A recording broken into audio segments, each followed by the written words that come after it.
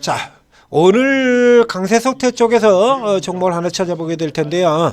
자, 오늘도 강세 섹터 종목이 바뀌죠. 계속해서 순환이 주가가 이렇게 올라 들어오고 있는데도 불구하고 이제 계속 강세 순환이라는 게 물론 차이가 있긴 합니다만, 자, 강세 순환으로. 자, 오늘 개장 전의 경우에는 이랬습니다.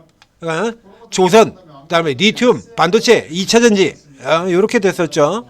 자, 이렇게 되던 게 지금 어떻게 바뀌었냐라고 하면, 자, 이렇게 되는 게 장중 기준으로 점심시간에 끝나고 나서는 이렇게 바뀌었고요.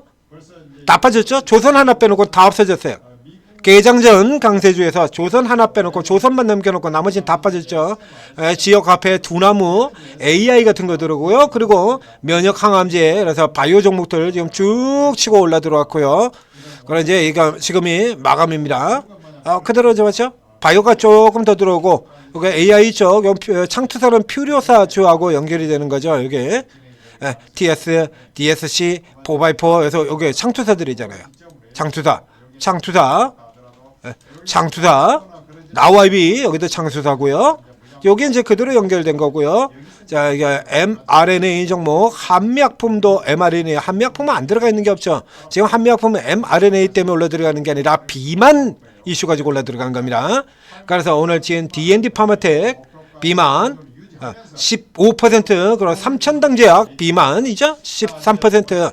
그리고 저 한미약품의 경우도 비만 가지고, 한미약품은 앞에도 여러 번 설명을 드렸습니다만 얘는 안 걸리는 게 없다라고 했죠. 다 가지고 있다고 드렸잖아요. 치매 치료제 가지고 있고요. 비만 가지고 있고요. 역류성 식도염 치료제도 가지고 있고요.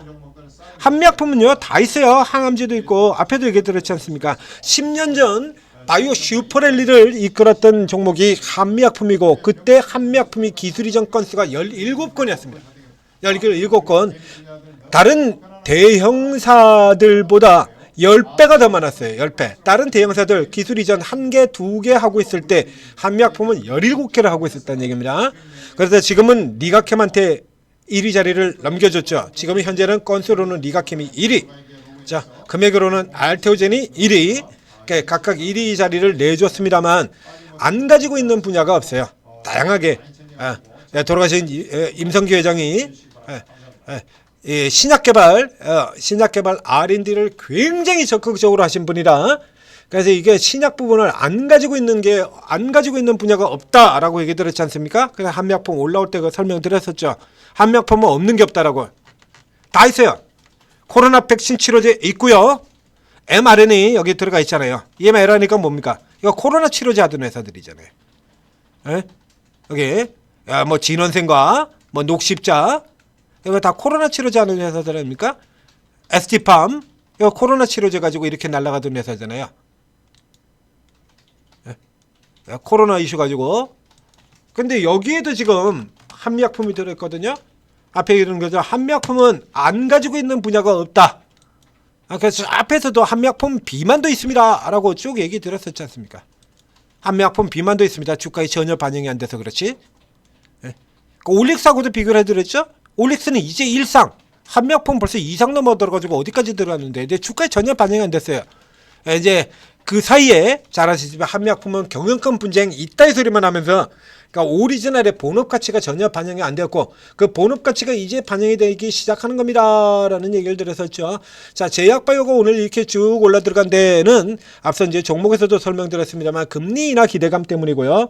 금리 인하 기대감, 그리고 최근에 이 제약바이오들이 다 최근 한 달 동안 못 오르고 눌려 있었잖아요.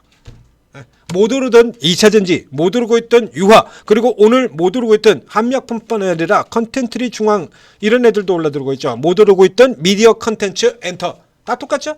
저가순환 들어갑니다. 이제 그 중에서 이제 금리 인하 모멘텀을 타고 드니까 가장 강력하게 들어온 게, 이건 제 제약바이오 같은 경우로 해서 저점 바닥 다지고 있습니다라고 이미 지난주에 설명드렸던 거잖아요. 이거다. 지난주에. 이렇게 들어온 거죠. 자, 요 중에서 이 중에서 이제 내일 이후의 시세를 놓고 볼 수 있는 종목 살펴봐야 되는 것 중에 하나.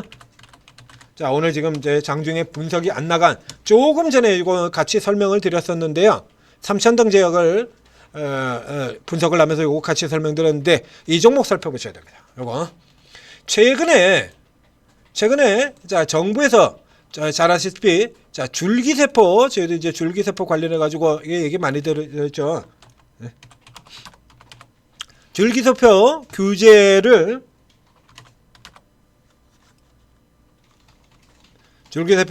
완화하겠다. 이런 것들이 있었지 않습니까? 여기에서 그 가장 대표적으로 나왔던 이슈 중에 해당되는 그 가장 대표적인 병으로 이 관절염 치료제 같은 경우를 얘기가 나왔었잖아요. 네. 자, 넘어가서 보겠습니다. 최근에 그래서 줄기세포로 규제를 완화를 하면서 완화하면서 나왔던 게 대표적으로 이거 관절염 퇴행성과 줄기세포제 언제까지 일본에서 맞을 것인가 이 얘기가 나왔던 게 벌써 2023년입니다. 최근에 나왔던 것도 똑같죠. 최근에도 이렇게 이거 정부에서 규제 해소하면서 이제 국내에서도 관절염 줄기세포 치료 가능해진다. 관절염 줄기세포 이걸 맞으려고 해외로 나가고 있는 거야. 그래서 우리 이 식약처 미친 새끼들 죽일 놈들이라고 제가 욕을 하지 않습니까? 자, 보여드리겠습니다. 이게 얼마나 골 때리는 우리 식약처들이 이거 얼마나 골 때리는 애 새끼들이냐 그러면 지금 이게 이래요. 인보사 같은 경우에 저 여기 FDA 쪽에서 지금 다시 들어가서 허가를 받겠다 해서 이거 우리 인보사 같은 경우 이제 상패될 때 한번 보는 거야. 이때 같은 경우 그렇죠. 이때 초기에는 그냥 초기에는 이게 코롱생과 어마어마하게 편을 들어줬습니다. 그래서 그때는 또 너무 편을 들어줘 가지고 욕을 아주 바가지를 쳐먹었죠. 그러놓고는 이거 허가 취소해버리고 자기 권한을 또 검찰에도 넘겨버리고 이런 식으로 지랄했다가 이번엔 반대로 그래서 인보사 같은 경우는 이제 미국 쪽으로도 가서 했죠. 그래서 미국 쪽에서 이거 인체 유해 성분 아니다라고 얘기를 했는데도 불구하고 우리 쪽에서 어떻게 해요? 이러고 자빠졌습니다. 이러고 있죠.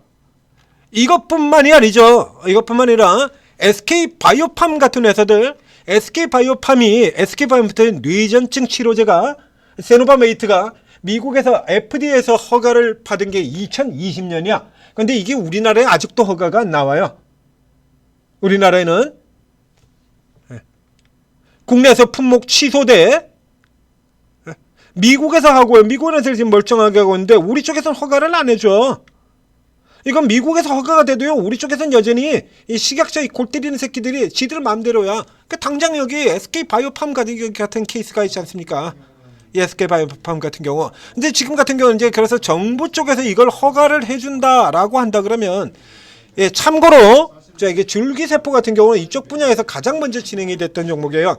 자 여기 앞서서 오늘 오전에 파미셀 같은 종목들도 우리가 분석이 나왔습니다만 자 파미셀 역시 마찬가지 줄기세포를 이용해서 치료제를 만든 회사죠. 세계 최초의 줄기세포 치료제를 만든 회사는 이 파미셀이고요. 세계 최초로 줄기세포 치료제를 상용한 회사는 메디포스트입니다. 자 메디포스트의 카티스템이죠. 메디포스트의 카티스템, 스템이라는 이름이 붙은 건 전부 줄기세포라고 얘기 드렸고요. 메디포스트의 카티스템 이게 뭐 하는 거예요? 여기 이렇게 제대열 골관절염 줄기세포 치료제 이렇게 돼 있잖아요. 카티스템. 자, 이거 이렇게 되는 겁니다. 그렇기 때문에 이쪽 종목들 같은 경우가 가장 수혜를 받는 종목이다라는 얘기예요. 줄기세포 쪽으로 관련해서 수혜를 많이 받을 수 있다는 얘기입니다. 지금 뉴스에서 그래서 딱 찍어서 지목해가지고 골관절염 치료제 이거 가지고 잡아내고 있잖아요. 저거 주사 맞으러 해외로다 미국으로 일본으로 가서 주사 맞고 앉아 있거든. 저쪽에서는 다 그냥 허가를 해주고 있으니까 우리는 식약처가 그전에는 내 새끼 그러고 무조건 우쭈쭈 하더니 중간에 이슈 나온 다음에 무조건 안 된다라고 얘기를 하거든요. 골 때리는 인간들이죠. 자 그래서 이 기업 같은 경우에는 지금 앞쪽에서 그 줄기세포 얘기가 나왔을 때도 못 올라갔어요. 정부의 줄기세포 정책 이슈 나왔을 때 그때도 못 올라가고 있다가 그러니까 상대적으로 얘가 덩치가 워낙에 커서 그렇죠. 나머지 애들하고 비교했을 때 나머지 애들하고 비교를 했을 때 지금 2등주 같은 경우가 네이처셀 같은 경우 예를 들면 파미셀 같은 경우는 지금 줄기세포 쪽 라인을 타고 있는 것보다는 지주사 두산이랑 같이 IT 소재를 타고 들어가요. 그럼 그 다음 종목이 지금 시가총액이 어디가 있냐 그러면요 보이지도 않죠. 보이지도 않습니다. 여기 지금 어디가 있습니까? 그 다음에 지금 네이처셀이거든요. 못 죽여서 환장을 하고 있는. 얘가 지금 1조 6천억이에요. 그 다음에. 그리고 그 다음에 또 한참을 내려가야 돼요. 아래로. 어디까지 내려가는지 모르겠네. 내려가야 됩니다. 그래서 지금 같은 경우는 파미셀 같은 경우가 전형적인 패는 형태다 그러면 코롱 티슈준 같은 경우는 커버가 충분히 들어올 만한 지금 같은 경우 섹터 통으로 움직이는 거니까요. 오늘 보는 것이 같은 것처럼 시가총액 상위 종목이 통으로 다 올라 들어가지 않습니까? 다 올라 들어가잖아요. 다 올라가죠. 시가총액 상위 종목들이. 요 케이스 같은 경우에 자 위로 들어오면서 지금 가장 중요한 라인을 지금 뚫고 넘어 들어오고 있죠. 21선. 위치 지금 보이잖아요. 그냥 선명하게. 고가로 들어가기 전에 여기. 그 다음에 이제 중간에 미미하게 약한 거 5만원에서 라운드는 뭐 5만원은 여기 하나 있고요. 자, 이 중에서 이제 어딜 갈 거냐, 어딜 갈 거냐. 뚫고 넘어 들어왔고요. 요 벽만 뚫고 들어가게 되면 그 다음엔 이거 안 잡히는 겁니다. 그냥 쭉 들어가게 되는 거예요. 자, 그럼 이제 이렇게 들어올 만한 기존에 정부에서 줄기세포 규제를 완화하겠다라는 얘기가 나왔음에도 불구하고 반영하지 않은 금목까지 단순 기술적 반등 수치로만 계산한다고 직전 고점 여기까지 가거든요. 10% 조금 넘죠. 이제 뚫고 넘어들어서 2위까지 갈 수 있는 발판이 마련이 되었다. 이제 수급만 들어오면 돼요. 수급만. 자, 수급이 종가습이 안 나오고 있네요. 자, 거래량 51만 주 강력하게 실리고 전일 거래량의 3배가 넘죠. 3배 넘고 21선 돌파 더 가겠다라고 하는 이런 의지 보이는 겁니다. 더 가겠다 이런 거죠. 더 갈 테다라고 하는 의지 보여주는 거고요. 일단 외국인 쪽에서는